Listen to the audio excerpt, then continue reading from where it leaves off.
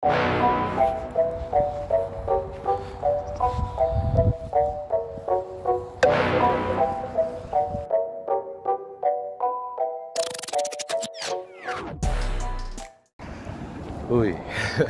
Uy lagi, ay magkumpiyansa niya. Kumusta mga kabras? What's up? What's up?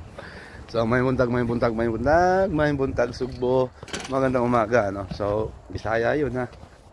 Makakala nyo, in-check yun. So what's up mga kabras, ano? Di na ako marunong mag-vlog. Nakatingin ako dito sa mukha kong pogi. Mukha kong pogi. Dito pala ako dapat tingin sa camera. So dito tayo sa likod. At subukan nating mag-vlog. Nag-vlog na nga ako eh. Hop, dyan tayo. Yan. At dito ako. Paano ba? Yan. Hop, matutumba. Ayan. Okay. Kuha na kayo. Di ba? Paano ba? Ganyan. So, kumusta mga kabrads, ano? So, ngayon ay November. Hindi ko alam ang petsa. 18 ba? Ay, 26 yata. Yan. Lalamig na tayo, ano. So kagigising lang po natin, ano. Kahapon nag-vlog tayo patungkol doon sa trabaho natin, ano. So ngayon naman, 'di ba sinabi ko sa inyo na uulan ng snow. So ito yung clip nung mismo kahapon din. So what's up guys? Ito na nga yung snow na hinantay namin. Oh, sorry. Lakas. So wala tayong i-remove kung walang snow. Oh. So yan, tanggal muna kami ng branches dito. Mga sanga-sanga ng kahoy. At medyo malakas. Yan. So ayan, ano mga kabrads, yan yung clip na mismo kahapon din. Hinantay namin ng snow. So dumating nga yung snow. So nagtrabaho kami halos hanggang umaga, no? So dumating kami dito mga alas 7 na. Tapos nakatulog tayo ng konti, mga 2 hours. Nagising na naman para mag kape. Yan. Di, pangako ko sa inyo na mag-vlog na tayo. Malamig na yung kape ko. Nagbabalot ulit kasi ako magbihis ng damit kasi hindi bagay eh. Hindi mga kabrads. Malipis yung nasuot ko. Akala ko ganun lang ka lamig, ano, pero halos negative 10 pala tayo dito ngayon. Dito sa Ottawa, no? So mga kabrads, patungkol doon sa ano, malayo. Yan. Patungkol doon sa hiring ng kumpanya namin. Nakalimutan ko palang banggitin doon na kung kayo mag-a-apply at kung sakali kayo ay mapili para sa initial interview at saka sa management, yan. Unang-una, bago kayo mag-send ng resume, no, siguraduhin niyo po muna na meron kayong actual pictures, ano? Actual pictures na kayo ay isang farm laborer or farm worker sa atin, o kaya mga landscape. Pwede na rin yung, kasi ang hiring po ngayon is landscape laborer. Pero ganun din po yun ang trabaho dito, maniwala kayo sa akin. So maaring sa irrigation kayo mapunta, maaring sa ang irrigation dito hindi yung patubig sa ating malalaki. Irrigation means yun yung mga sprinkler dito sa bakuran. Okay. Yung mga patubig nila. Patubig. Yun yung in-ground sprinkler system, ano, sa kumpanya namin. Maaring papunta kayo sa mosquito bus kung nagpapatay ng mga lamok or bluffing or tawag nito nagpapausok. And maaring sa lawn care kung saan ako nandoon na departamento, ano. Maaring mag-operate kayo ng heavy equipments or farm machineries tulad ng mga core aerator or parang hand tractor sa atin. Maari ding na taga-spread kayo ng abono or pataba. Maari naman ding taga-seeds kayo or sabog ng binik. Yan. Pero ang kumpanya po namin ay naghahanap ng mga Filipino na mayroong actual pictures sa pagtatrabaho nila dyan pa lang sa bansa natin, ano. Trabaho ninyo, ayan.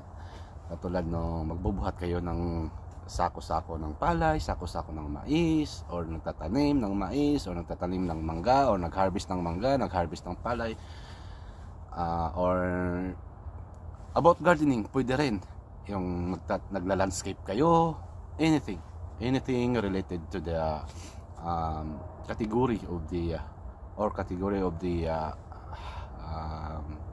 what we call this, hiring, ano, kasi ang hiring ngayon is landscape laborer. Pero kung meron kayong mga farming skills, mga farming experiences na may actual pictures kayo, pasok na pasok po yun, ano. Yun po ang kailangan. Maaring pag-usapan natin, maaring kayo legit na magsasaka, maaring lalako kayo, maaring taga sa amin kayo sa lugar ko ngayon sa Nueva Ecija, pero mapapatunayan ko na kayo ay kaibigan ko or ano, o kakilala kung sakasakali man, pero wala tayong kakayahan sa ngayon dahil bago lang din tayo dito. Halimbawa na lang, this is only an example, katulad ko na nakarating dito, meron akong kakilala dito sa kumpanya, no, na tumulong sa akin, which is si Merly nga. Pero hindi na mapapatunayan sa gobyerno na talaga ako ay isang magsasaka. Yung pictures na yan, kailangan po ng government dito, no? So, before, kung maalala nyo, kung sa agency kayo mag-apply dyan sa atin, nangangailangan sila ng mga, una, titulo, or mga, tawag nito, amilyar, yung mga patubig, or mga, tawag nito, mga resibo ng mga pagbabayad ng patubig or taxes, kung ang ilalagay ninyo ay family business or farm worker in a family business, ano. So ngayon hindi na kailangan yun sa kumpanya namin, ha. Hindi ko lang alam sa iba, hindi po tayo isang ahente para sa mga ganito, ano. Nagsishare lang ako o binabahagi ko lang yung experience ko. Maganda po kung meron kayong actual pictures na hindi scripted, ha. Scripted means hindi edited, kasi po napakataas ng teknolohiya dito. Madidetermine po nila kung kayo po ay nag-i-edit lang, ano. Kung kayo nasa Saudi tapos mag-i-edit kayo ng pictures nyo, ilapag nyo doon sa palayan, kayo nagsunong ng hindi po pwede yun, kasi unang-una bawal po ang sinungaling dito. Once na ma-determine nila na edit lang, ay nakasas, no, lalo kayong mawawalan ng pag-asa, no. So hindi po, bawal po yun. Unang-una, dinidiscourage ko po yung gagawin niyo po yung ganun, ano. So kailangan po legit. Kung kayo po ay nasa Saudi, yearly kami nag-hiring. Kung kayo mauwi ngayon, uwi kayo. Kung kayo totoong magsasaka at malakas na yung snow, papasok na ako sa loob, tapusin natin yung vlog na ito, 10 minutes. Mag-picture kayo pag nauwi kayo sa Pinas, ano, mag-picture kayo. Tulad ko, meron akong isang kaibigan na inshallah, bye Jorlake.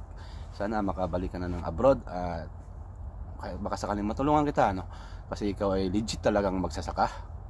Kailangan lang natin ng pictures. Yeah. So kay Boy, ano naman, brother, nakalimutan ko yung pangalan mo, Steve Gagimba. Shoutout sa iyo dyan sa Riyadh, ano. Lagi kami magka-chat. Kalimutan ko talaga yung pangalan. Kabayan na lang, kabayan. Brad. Kailan nga ba uwi? Mag-picture ka na. Binibitin mo ko eh. Yan, ano.